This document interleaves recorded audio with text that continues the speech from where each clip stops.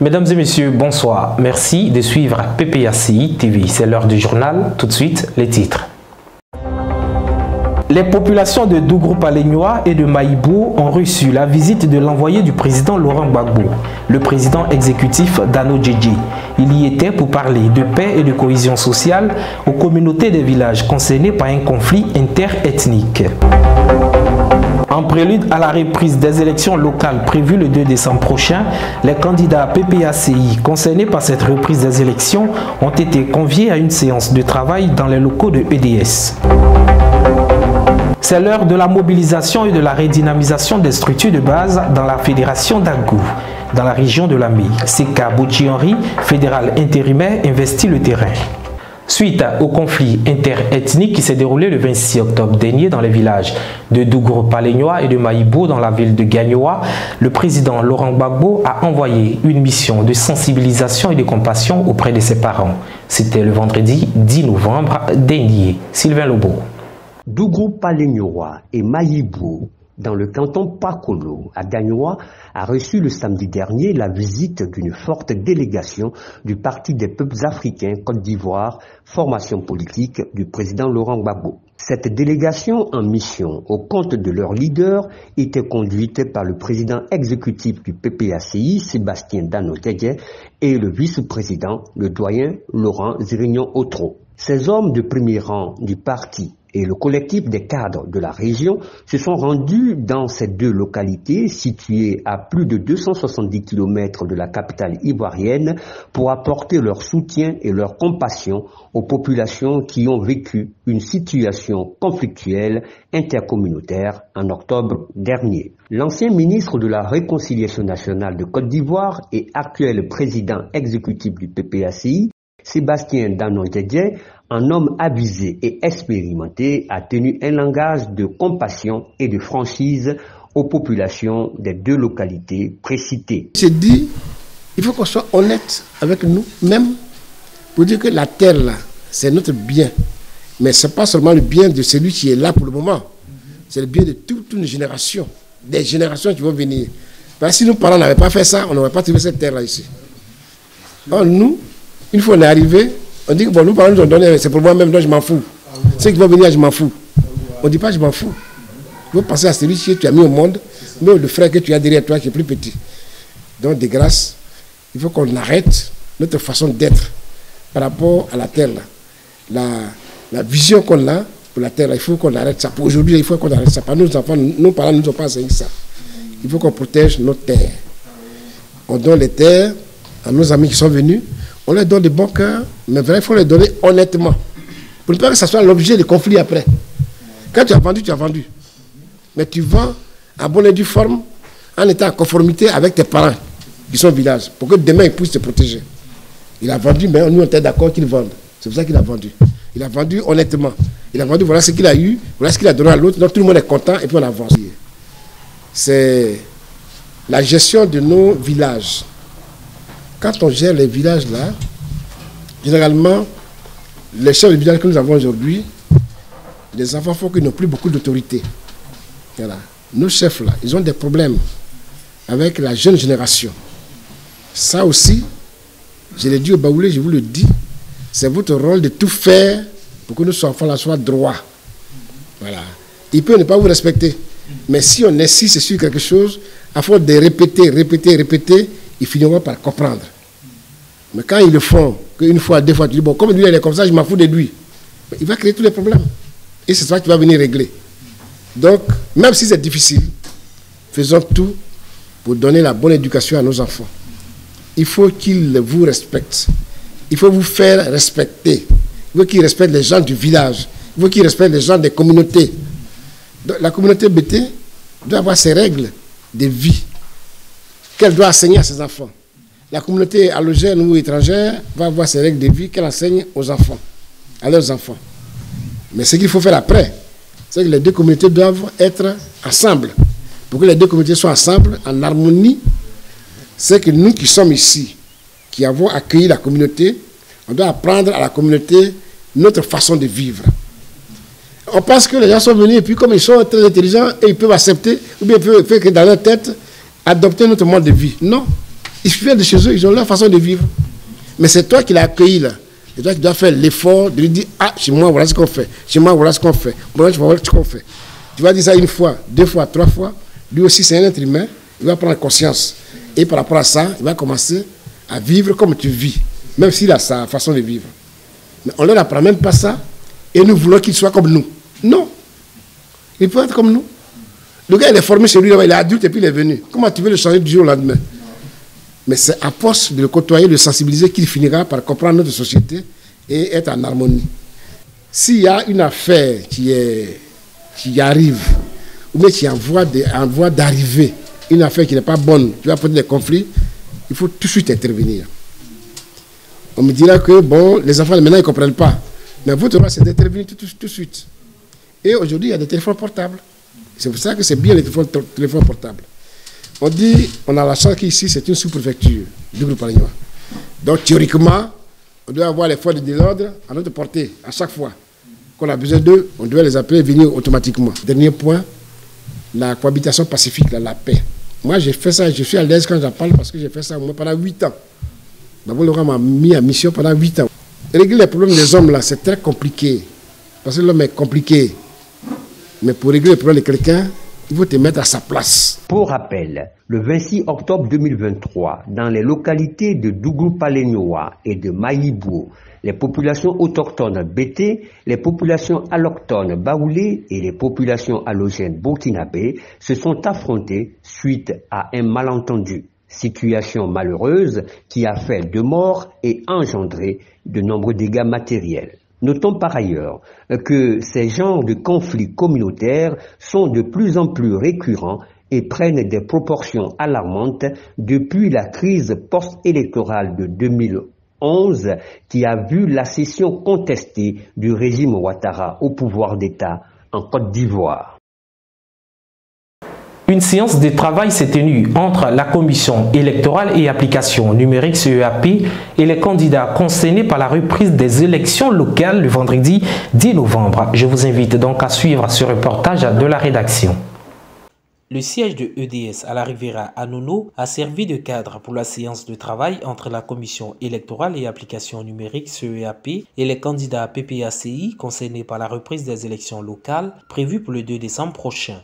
Étaient présents à cette séance de travail le secrétaire général du parti, CID Jean Gervais, et le président de la commission électorale et application numérique, Kazadja, Jean-Jacques. Pendant des heures, les candidats et les responsables du parti ont échangé sur plusieurs points, parmi lesquels les techniques de vote et les techniques pour contrer la fraude électorale. Ces derniers ont salué cette initiative de la commission électorale du parti. Très belle initiative que la commission électorale et numérique nous est convié à une rencontre pour préparer la reprise des élections à Kubli et un peu partout. Alors nous sommes très heureux et nous sortons de cette réunion-là régaillardis, réconfortés parce que nous avons pu déceler beaucoup d'anomalies dans ces élections. Nous souhaitons vivement que des erreurs-là soient corrigées, tout ce qui est anomalie soit corrigé pour qu'il y ait une reprise transparente et apaisée, surtout à Kubli où on a vu des gendarmes avec une caisse d'urne dans le noir en train de courir pour savoir où on ne sait pas où il va. Nous souhaitons que la CEI nous convoque à une très prochaine réunion pour qu'ensemble nous apprenions tout ce qui est divergence de point de vue pour que les élections soient apaisées, tranquilles et transparentes pour que celui qui gagne reconnaisse qu'il a gagné et que celui qui a perdu reconnaisse qu'il a perdu. Nous avons eu des échanges enrichissants, mais ce qui est important dans ce que nous venons de voir, c'est la stratégie. Comment faire pour gagner ces élections.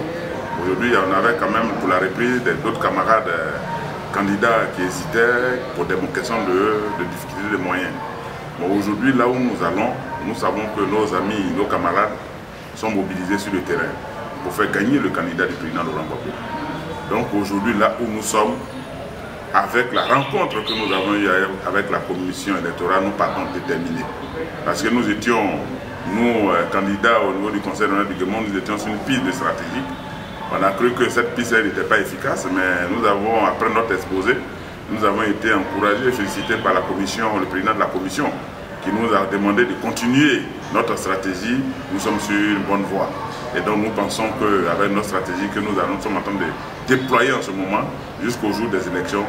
Nous allons revenir au soir du 2 décembre, Inch'Allah, avec la victoire dans les mains et puis cette victoire au président Laurent Gbagbo. On nous a montré les techniques de fraude de nos adversaires. On a aussi parlé de comment juguler ces fraudes. Et on nous a montré aussi comment il faut dorénavant vérifier la liste électorale avec les photos. Donc c'était beaucoup enrichissant et je crois que nous avons... Les candidats ont demandé un appui financier au parti, puis ont appelé tous les sympathisants et militants du PPACI à se mobiliser pour le 2 décembre prochain, jour de la reprise des élections. Nos soucis majeurs restent encore les finances, parce que nous venons d'une élection qui n'a que 2 mois de cela et on doit répartir. Nous sommes des militants, c'est-à-dire nous sommes des militaires, nous sommes prêts à répartir, mais il faudrait que le parti nous regarde aussi, nous aide aussi financièrement, afin qu'on puisse nous bâtir sur le reste du capital, le potentiel humain nous l'avons. Et nous savons qu'on peut faire mieux que ce qui est passé. Je demande à mes électeurs de rester sereins. Tant qu'ils seront avec nous, nous serons forts, on pourra continuer cette lutte. La lutte ne fait que commencer et grâce à eux, nous irons encore plus loin. Et nous savons que nous allons gagner. Je voulais inviter tous nos militants à ne pas céder au découragement. Laurent Gbagbo est un combattant, comme il a dit lui-même. Nous devons nous mettre dans cette peau de combattant. Et à Quibli, les élections sont à la portée du PPACI. Je demande à tous nos militants de ne pas baisser les bras, de ne pas penser que le match est gagné d'avance à cause de la tricherie. Avec la détermination, nous pouvons arracher notre victoire des mains du RADP qui est, comme je l'ai dit, un cambrioleur à visage découvert. Mais nous pensons que ces élections-là, nous allons les gagner en toute tranquillité. Nous invitons donc nos militants à être mobilisés. Nous demandons à tous nos camarades de rester mobilisés parce que ce tsunami de fraude qui s'est produit sur toute l'étendue du territoire, dans le Guémon, nous avons mis frein à ce tsunami-là. Et nous demandons la mobilisation de tous nos camarades militants du PPACI, de tous nos camarades sympathisants, d'être mobilisés et de se lever tôt le 2 décembre pour aller faire gagner le candidat du président Laurent Gbagbo, le candidat du PPACI. Pour le président de la commission électorale et application numérique, il était important de rencontrer les candidats. Nous avons une séance de travail avec nos candidats pour la reprise des élections au niveau communal et régional. Il faut défendre 5 circonscriptions. Nous avons des candidats pour ces circonscriptions et il était nécessaire d'entreprendre une séance de travail pour les préparer à des techniques de vote pour que le PPACI puisse avoir la majorité de ces sièges. Les camarades, pour la première phase, avaient déboursé beaucoup de moyens, d'énergie. Et vraiment, aujourd'hui, reprendre 2 mois après, c'est vraiment difficile. Mais ils ont toujours l'ardeur de défendre le PPACI, de défendre les couleurs du parti. Et ils sont mobilisés, ils sont motivés. Mais avec le soutien de tous, je pense qu'ils arriveront. Au nom du président Laurent Gbagbo et le PPACI, le secrétaire général est venu encourager tous les candidats. En tant que secrétaire général, j'ai tenu à être présent, non seulement pour les encourager, mais surtout pour leur traduire tout le soutien du président Gbagbo, le président du parti, et du président exécutif, le professeur Dano Djedje. Nous sommes venus pour dire aux camarades, le parti est derrière vous, le parti vous soutient, le président Gbagbo suit de très près les préparatifs de votre participation à ces élections qui doivent être reprises. Nous sommes venus pour les encourager. Nous sommes venus aussi encourager la commission électorale pour qu'elle encadre au maximum les candidats et leur équipe de campagne, pour qu'ils soient prêts et qu'ils soient prêts à déjouer autant que faire se peut, bien sûr. Toutes les fraudes qui ne manqueront pas d'être, les techniques de fraude qui ne manqueront pas d'être déployées. Nous disons aux militants qu'on peut gagner. Il ne faut pas se décourager. Le président Laurent Gbagbo nous a appris que c'est quand c'est difficile que le militant du FPI d'hier, du PPACI aujourd'hui, retrouve ces élans de guerriers, de combattants intrépides. Je compte sur eux. Je compte sur leur détermination, sur leur courage, sur leur résistance et leur résilience. Et je sais ils vont se remobiliser et on va prendre San Pedro, Goitafla et toutes les autres mairies qui vont être prises, la région du Guémon, la mairie de Public, on va reprendre. Et c'est possible. On les encourage à se mobiliser, à se lever et à faire tout ce qui est en leur pouvoir pour que le soir du 2 décembre, nous chantions la victoire. Goitafla, Kouibli et San Pedro sont les communes que tenteront de gagner les candidats PPACI. À ceci s'ajoute la région du Guémon, aussi convoitée par le Parti des peuples africains Côte d'Ivoire avec Bilo Daniel. Les candidats PPACI du Poro et de Korogo expriment leur reconnaissance aux populations de leurs différentes localités après les élections du 2 septembre 2023. Reportage d'Olga Baï. C'est au cours d'une réunion tenue le 12 novembre 2023 à la résidence privée du ministre Issa Malik Coulibaly à Korogo que les candidats du PPACI aux élections du 2 septembre 2023 ont débuté leur série de remerciements aux populations de la dite région. Ce sont notamment le ministre Issa Malik Coulibaly, président de l'inspection générale du parti, et le tout nouveau vice-président en charge des districts du Denguélé, des Savanes, du Worodougou, Soro Seydou Di Soro Koto. Initié par le coordonnateur régional adjoint Coulibaly Suleiman, plusieurs responsables des structures des militants, militantes et sympathisants ont pris part à la rencontre. Le président de l'inspection générale leur a adressé ces mots de remerciement. Nous avons relevé le défi de la participation de l'opposition à des élections dans le nord de la Côte d'Ivoire. Beaucoup de gens nous prenaient pour des fous, pour des téméraires, compte tenu de ce que nous savons, des circonstances et de l'environnement qui existe ici. Le fait qu'on ait pu participer est un signe de démocratie. Le fait que les élections aient été sécurisées et donc apaisées, on ne s'est pas entretué, les gens n'ont pas pris pour aller faire 11 ans en élection, en exil, on n'a pas brûlé des maisons, on n'a pas blessé des gens.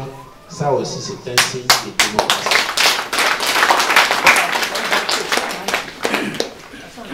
Et c'est vous qui êtes les acteurs de ça. Je voudrais vraiment très sincèrement vous remercier. Je ne peux pas citer tout le monde. Les secrétaires de section, les fédéraux, les comités de base, eux, je les remercie, mais eux, ce n'est que leur travail qu'ils ont fait. Donc, je vous transmets aussi les remerciements du président Laurent Gbagbo. Et je remercie nos aînés, nos doyens. Ils sont toujours là. Ils sont là aujourd'hui. Et qui sont avec le président Laurent Gbagbo depuis 1990. Je voulais terminer en remerciant Bournier, qui est là, qui a toujours été là, dont la délégation est là. C'est un remerciement tout spécial parce que non seulement il nous a toujours soutenus, mais il a résisté à toutes les tentatives et à toutes les tentations qui nous ont été faites et proposées pour nous tourner le dos. Il n'a pas accepté. Merci beaucoup. Que Dieu raffermisse nos liens. Les candidats profitent de l'occasion pour informer les militants des défis qui attendent le parti à court et moyen terme. Ce sont entre autres la candidature du président Laurent Gbagbo et sa réinscription sur la liste électorale. À ce propos, les femmes, les hommes et les jeunes ont décidé de faire du président Laurent Gbagbo le candidat idéal pour 2025. L'importance de la jeunesse. On ne peut pas ignorer le rôle que la jeunesse peut jouer. Nous avons vu au cours des élections municipales la mobilisation de la jeunesse pour accompagner le candidat Issa Malik dans sa volonté de briguer la magistrature au niveau de la ville. La jeunesse était celle-là même se mobiliser pour le représenter dans les bureaux de vote. La jeunesse était ici jour et nuit pour chercher à faire signer des mandats pour que nous soyons représentés. La jeunesse l'a accompagné dans sa volonté, dans sa campagne. Alors, pour ce qui s'annonce en 2025, si pendant les élections municipales, la jeunesse a accompagné le docteur Issa Malik de la mairie, il est tout à fait normal que la personne en qui le ministre Issa Malik Coulibaly se reconnaît puisse aussi avoir le soutien de la jeunesse. Donc c'est une logique. Il est donc important pour nous de signifier que nous nous mettons à disposition du candidat du président Laurent Gbagbo pour l'accompagner pour les élections de 2026. Et pour ce faire, le président de l'inspection générale du parti les exhorte au travail. À la sortie de cette réunion, le vice-président se confie à la presse. Je voudrais, à travers PPACI TV, de notre grand parti, le PPACI, dire merci, profiter donc de l'occasion pour dire grand merci à son Excellence, le président Laurent Gbagbo, pour cette marque de confiance qu'il me fait. Vous savez, on est nombreux les cadres au sein du PPACI, on est nombreux les cadres qui sont en mesure de faire le travail qu'il me confie, mais que parmi tous ces cadres, ils me choisissent pour le faire. C'est une marque de confiance. Je lui suis très reconnaissant. Le président Malik et le président Katina, que je vais me plaire de citer ici, sont au sein du parti nos frères qui occupent de hautes fonctions que le président, son Excellence le président Laurent Gbagbo a bien voulu leur confier, pour lesquels, au nom de ces populations, puisque je suis aujourd'hui le premier responsable au niveau de l'exécutif dans cette région, je voudrais vraiment, par ma voix, lui dire grandement merci pour cette marque de confiance et lui dire que nous sommes des soldats en ordre de bataille derrière lui pour 2025. Notre parti fait face à de nouveaux défis, à des défis qu'il faut relever. Mais en termes de défis, ce sont plutôt des choses qu'il faut corriger. Et je pense que c'est aussi simple que cela pour le commun des mortels. Je voudrais tout simplement interpeller le pouvoir en place, les autorités qui gouvernent ce pays, qu'il faut qu'on apprenne à cesser de se faire peur. Vous savez, c'est même pas joli pour nous qui sommes des intellectuels de voir qu'on fait une chose et à la fois son contraire. De voir qu'on fait quelquefois des choses qui dépassent l'entendement. Nous avons appelé à la réconciliation. Son Excellence le président Laurent Gbagbo, après sa détention arbitraire et rentrée, a appelé à la réconciliation. On l'a vu aller rendre visite à son Excellence le président Alassane Ouattara, à son aîné paix à son âme, le président Henri Konan Bédié. Je pense que c'est pour que la Côte d'Ivoire se retrouve véritablement réconciliée. Si pendant qu'on parle de cette réconciliation véritable, on joue encore avec certaines choses comme l'inscription du président Laurent Gbagbo sur la liste électorale, je m'interroge, qu'est-ce qu'on veut? Donc pour nous, le premier défi, c'est de dire qu'il est citoyen, lui donner sa citoyenneté pleine et entière. Le premier défi, le président doit être inscrit dans ses droits. Ce n'est pas une négociation, c'est même pas nous qui le disons, c'est l'application simple de la loi de ces pays, des textes de ce qui régissent ces pays. Le deuxième défi, là ça il est à notre niveau maintenant, il faut que nous puissions restructurer notre parti, il faut que nous puissions faire en sorte que notre parti soit un parti qui est bien implanté. Des responsables de structures, les militants et sympathisants ont promis mettre tout en œuvre pour relever les défis nouveaux. Une tournée de remerciements est prévue dans toute la région.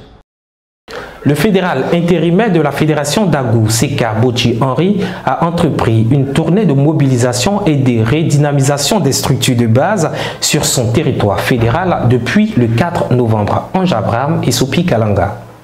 Ce samedi 11 novembre, la délégation du fédéral Seka Bochi était à l'étape de Grand Akousin où il a passé au peigne fin les 2 sections et 16 bases. Les secrétaires généraux des sections Sona Alain et Kwasi Pilaji ont respectivement présenté les membres de leur bureau et les délégués fédéraux aux militants. Ils envisagent de nouveaux recrutements pour la redynamisation du parti dans leur localité. Il était question de réorganiser nos différentes bases et d'asseoir véritablement le PPACI à Grand Akousin. Ce qui n'a pas été facile dans le début. Nous avons pris conscience de s'approprier notre parti et notre bien commun pour défendre les intérêts de la Côte d'Ivoire et les intérêts de notre chère nation. En vue d'accélérer et achever le processus de l'implantation conformément à la recommandation du président Laurent Gbagbo, président du parti, le fédéral a eu une séance de travail avec les secrétaires généraux des sections et des comités de base. Au sortir de cette séance, le fédéral Seka Bochi est optimiste. Nous n'avons pas gagné les élections dans la fédération d'Agou. Et après cela, il y a eu les différentes réunions convoquées par le président Laurent Gbagbo sur ces instructions, nous avons initié une tournée pour renforcer nos bases, pour renforcer nos acquis, rendre visite à toutes les sections, à tous les comités de base et faire l'état des lieux et voir ce qui n'a pas marché, comment nous pouvons rectifier le tir, comment nous pouvons corriger, comment renforcer la présence du parti dans la fédération, dans les circonscriptions électorales de Takou. C'est pour cela que nous avons initié cette tournée. Nous sommes à la deuxième étape et à l'issue de cette tournée, nous allons mettre en place les autres structures du parti, notamment la fédération elle-même, et puis l'élection du fédéral, et puis l'élection des présidents des différentes structures d'animation du parti, le président de la Ligue, la présidente de la Ligue des femmes, le président de la Ligue des jeunes, etc. Nous voulons rassurer nos parents, rassurer les militants. Agou est un bastion du PPACI, est un bastion de Laurent Gbagbo. Nous savons ce qui s'est passé aux élections et il faut que nous nous rapprochions davantage des militants pour pouvoir reconquérir ce bastion que nous ne pouvons pas perdre. Cette tournée de mobilisation et de redynamisation des structures de base prendra fin le dimanche 19 novembre à Agou. À la demande de la direction du parti, la fédération de Cocody a organisé une assemblée générale extraordinaire afin de faire le point sur l'implantation. Françoise Rabé. Dimanche, jour du Seigneur, ils sont venus nombreux les responsables des sections et comités de base à PPACI au siège du parti à la Riviera 3 pour l'assemblée générale extraordinaire de la fédération de Cocody ce 12 novembre. Implantation effective, nombre de sections, nombre de comités de base, remobilisation des militants, toutes les questions sont passées au peigne fin. Après cette rencontre, les responsables de séance se prononcent. Il s'agit d'une prise de contact. Cette rencontre est la première après notre nomination, c'est une prise de contact. Elle consiste à demander certaines informations à nos structures de base, les comités de base qui existent depuis plus d'1 an. On leur demande de faire le point de leur structure. Est-ce que les comités de base ont leur bureau complet? Est-ce que les militants sont des militants réels? La section a-t-elle ses 8 comités de base? Un comité de base a-t-il au moins ses 20 militants? Voilà l'exercice qu'on a fait. On a fait l'exercice. L'effet recherché, c'était de voir les lacunes. Là où il y a des problèmes, on va redescendre sur le terrain pour améliorer les choses. Nous nous préparons aux élections présidentielles de 2025. Nous avons 2 ans pour les préparer. Mais nous devons être prêts avant. Le président Laurent Gbagbo doit être informé au quotidien du déroulement de nos sections, de nos comités de base et de nos fédérations. Nous avons, au niveau de la commission électorale et application numérique, annoncé qu'il y a 109 fédérations qui sont prêtes. Chaque fédération devrait comporter minimum 1280 membres. Donc si on mettit 1280 membres par le nombre de fédérations, vous voyez que ça fait un nombre élevé. Donc nous sommes venus nous écouter, nous sommes venus échanger, nous sommes venus orienter les militants pour que demain soit meilleur qu'il a été auparavant. Fournir les vrais résultats de l'implantation et envoyer de nouveaux militants. Telles sont les ambitions du fédéral Carlos Gagba et du coordinateur adjoint en charge de Cocody, Paulin Yves Aguédé. Nous avons 28 sections, ça nous fait 224 comités de base. Le bilan, il est bon. Il était important pour nous, après les élections régionales et municipales, de faire ce point-là, parce qu'il y a des défis qui sont futurs et qui sont très importants. Il faut faire la revue des troupes, c'est ce que nous avons fait. Nous sommes véritablement présents aujourd'hui pour échanger avec les camarades responsables des comités de base et de section, pour qu'ensemble, là, nous puissions mettre ensemble nos forces pour pouvoir redynamiser la fédération de Cocody. La fédération de Cocody n'a pas dérogé à la règle, donc elle a fait le rappel des troupes et les sections sont venues.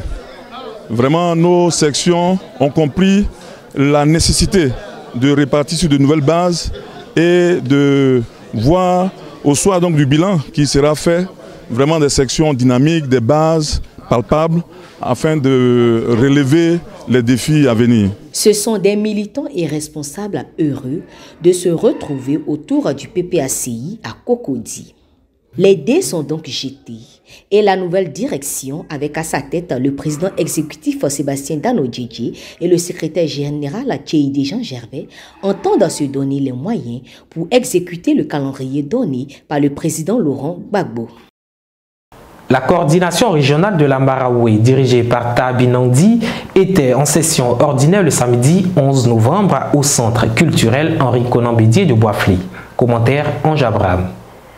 Faire le bilan des élections régionales, municipales et sénatoriales des 2 et 16 septembre 2023 est le principal point inscrit à l'ordre du jour de cette session. Sous la supervision du ministre Liabi Douayoua, premier vice-président et secrétaire permanent du Conseil stratégique et politique, et en présence du secrétaire général adjoint de la Maraoué, le camarade Kofi Luku Léon, tour à tour, le commissaire électoral régional Gorebi Willy et chacun des candidats retenus pour défendre les couleurs du parti ont fait leur bilan. Dans leurs différents exposés, ils ont tous déploré la contre-performance des listes du parti et celle de l'alliance avec le PDCI RDA. Toutefois, ils ont révélé les causes de cette contre-performance et dégagé des perspectives. Le ministre Liabi Douayoua, quant à lui, a exprimé sa fierté d'appartenir à un parti démocratique comme le PPACI sans omettre cette contre-performance. Puis, a-t-il lancé un appel à la mobilisation, à la cohésion et au travail assidu d'implantation du parti dans l'objectif de l'élection présidentielle de 2025. Après la phase du bilan électoral, le coordonnateur régional Tabi Nandi a présenté le point de l'installation des structures de base du parti et relayé les instructions de la direction quant à la relance du processus d'implantation. Mesdames et messieurs, merci de nous avoir suivis. C'est tout pour cette édition. On se donne rendez-vous le vendredi prochain. Au revoir.